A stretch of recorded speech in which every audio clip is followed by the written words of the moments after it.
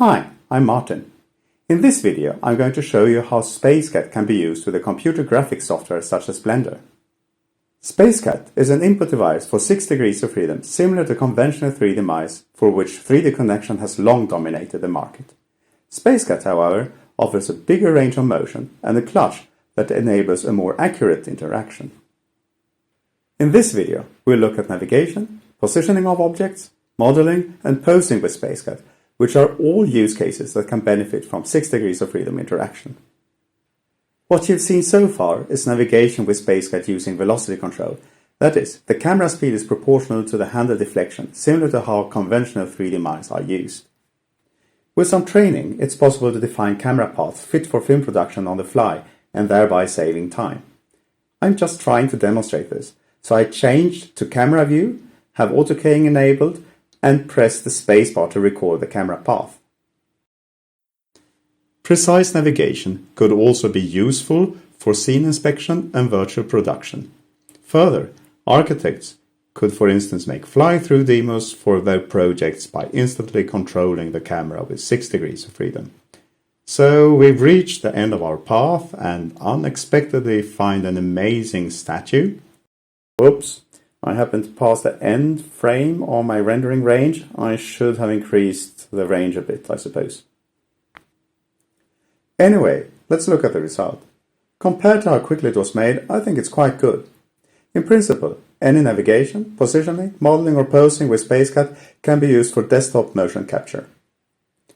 As the human-computer interaction guru Bill Buxton once said, the only difference between manipulation and motion capture is whether you activate a recording function or not. Next, we'll look into positioning with SpaceCat. As an example, let's dig Susan out of the sand and move her to a new location. It's her ear sticking out of the sand here, so I can select it and move her. In this case, velocity control is good enough, because we first just want to get her into our view and don't need any precise positioning. To move her together with the camera, we can simply select both objects as usual with Blender. Changing the pivot point to active element ensures that Susan stays in front of the camera also when rotating. One artist told me that this way of moving and positioning objects actually can save quite a lot of time. Let's put Susan on top of this letter C and switch from camera view to the viewport view for convenience. Maybe the most important difference between SpaceCat and conventional 3D mice is that SpaceCat offers not only velocity control but also position control. Thereby, the position of an object can be controlled with SpaceCat's handle 1-to-1, as you can see on the SpaceCat prototype in the lower left corner. I can move Susan right, left, backwards and forwards, up and down. Further, I can also simultaneously control the 3 rotational degrees of freedom: roll, yaw, and pitch. So instead of an iterative process of switching between rotate and translate tools, I can get it right in one go with SpaceCat's 6 degrees of freedom. This could, for instance, be useful for environmental artists when positioning virtual assets and light sources. Position control could also be useful for modeling, which I will demonstrate for you now. So I switch to edit mode and X-ray mode. I press N and T to get sidebars, and I switch to scene and hand metaphor with position control for faster interaction with the viewport. First, I'll show you extrusion with 6 degrees of freedom, and as our example, we'll take Susan's nose. So we get the Pinocchio effect that my 9-year-old son thought is exceptionally funny. Just extruding the nose is in this case basically a movement in 1 degree of freedom, but with SpaceCat you can simultaneously turn and twist the nose intuitively. For this, it's useful to take the 3D cursor as pivot point, and as you can see, we can turn and twist the nose around any axis. With this example, I wanted to show that there is no need to switch between rotation and translation tools with SpaceCat, which allows you to save time. Let's reshape Susan's right eyebrow as our next example, which might be less funny but more useful. First, we select the vertices we need from the angle it suits best, independent of coordinate system, and look at the eyebrow from any angle while interacting with all 6 degrees of freedom, also independent of any coordinate system. Whether you can make use of all 6 degrees of freedom depends on if you have enough depth cues to assess the Z direction of the screen. As you saw in the eyebrow example, we could with SpaceCat quickly set the view from the angle giving the best lighting, thereby improving interaction precision and speed. When manipulating Susan's cheek, we also get quite good depth cues, allowing us to interact with all 6 degrees of freedom at once. Sometimes it's useful to restrict the number of degrees of freedom that you want to interact with. When manipulating an ear, for example, it can be useful to only allow rotations and block translations. In computer graphics software, things are sometimes done in the way that we do them today because of the origins in engineering instead of an intuitively better way. 6 degrees of freedom input opens possibilities to rethink 3D interaction. For example, with SpaceCat, you don't need to bother if you use global or local coordinates because you have access to all 6 degrees of freedom at once anyway, and you can select the degrees of freedom you need. For instance, all rotations when manipulating Susan's ear, or using all degrees of freedom except for blocking the depth translation in case there are not enough depth cues available. Now you've seen navigation in the scene with a camera and hand metaphor using velocity control, and you've also seen modeling using an object in hand metaphor with position control. Next, we'll look into posing with SpaceCat. Similar to modeling, this is also best done with an object in hand metaphor and position control because we want to take objects such as the feet or the hips like they were in our hands and change their position and orientation. Here I've opened a test rig and I've changed to EV rendering to get better depth cues. I'm just setting up some area lights using SpaceCat, which also can be a great use case for 6 degrees of freedom interaction and position control, because you want to move the light as it were in your hand. So let's switch to pose mode and reduce the translation gain a bit, because we don't need to move the puppet's body parts any long distances. We need active element as pivot point because that's what I've implemented for posing so far. First, I select the hips, and as you can see, they can preferably be connected to all 6 degrees of freedom, because with the connection to the legs and feet and with the EV lighting, the depth cues are good enough for controlling all 6 degrees of freedom in one go. Next, I select the control for the head and shoulders, and this also works fine in 6 degrees of freedom because of the inverse kinematics connection with the shoulders and the rest of the body. If you would have controlled only the head, a reduction to 3 rotations makes sense, because that's the number of degrees of freedom a real head has.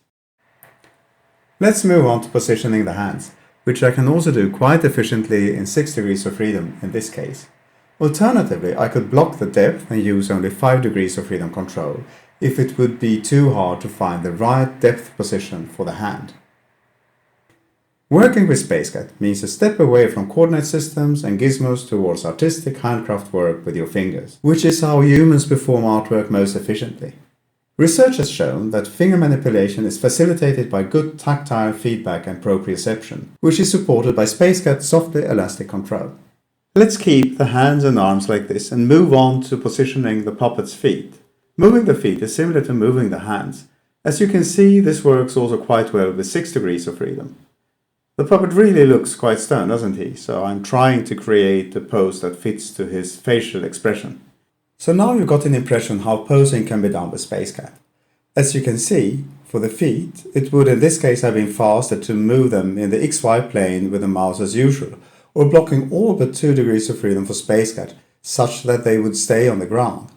But with the head, shoulders, hips and hands, I think my demo showed how SpaceCat interaction with 6 degrees of freedom could save time. Conventional 3D mice are typically only used with a non-dominant hand to orient the target object or viewport, whereas the dominant hand operates the standard mouse for normal graphical user face interaction. This is because conventional 3D mice don't give precise enough manipulation for dominant hand use. SpaceCat, on the other hand, has been designed for use with both the dominant and the non-dominant hands. So with 2 SpaceCats, we get a whole range of new interaction possibilities with up to 12 degrees of freedom. Now you see the dominant hand controlling the digital asset's position with an object and hand metaphor, whereas the non-dominant hand controls the position of the viewport with a camera and hand metaphor. This means that my left hand interacts in a way similar to how conventional 3D mice are used today, whereas my right hand uses SpaceCat's unique position control feature for positioning objects. With some training, this way of working could speed up workflow even further because we double the amount of channels from the user to the computer from 6 to 12. Viewport and asset movements give users important cues of 3D space, so using SpaceCat with the 6 degrees of freedom is an efficient way to cognitively grasp 3D space. The depth cues we perceive may consist of shifting shadows and contours, but also that objects that are closer to us show greater relative motion on the screen than objects that are more distant. Research has shown that 3D movements when navigating or positioning are more important for 3D perception than stereoscopic vision, and that it optimally enhances the pictorial depth cues that computer graphics offers, such as photorealistic shading, shadows, and textures. Thank you very much for watching this video, in which I first demonstrated navigation in the scene with the camera and hand metaphor using velocity control. Then I showed modeling and posing with an object and hand metaphor using position control. Finally, you saw bimanual interaction, whereby my left hand navigated the scene with the camera and hand metaphor using velocity control, whereas my right hand moved the assets with an object and hand metaphor using position control. On my homepage, there is a link to a further video produced at the Tito iLab in Gothenburg demonstrating SpaceCat in a game application. That video shows how position control object manipulation can be combined with velocity control scene navigation with one SpaceCat in a single transfer function. You're welcome to take a look at that video as well. Finally, I got a question for you. Do you think you could find out which use case is the most promising for SpaceCat? It should bring enough added value to motivate making at least a small initial patch. As a proof of concept, I need to work together with the 3D artists who can actually save time using SpaceCat and knows who our customers could be.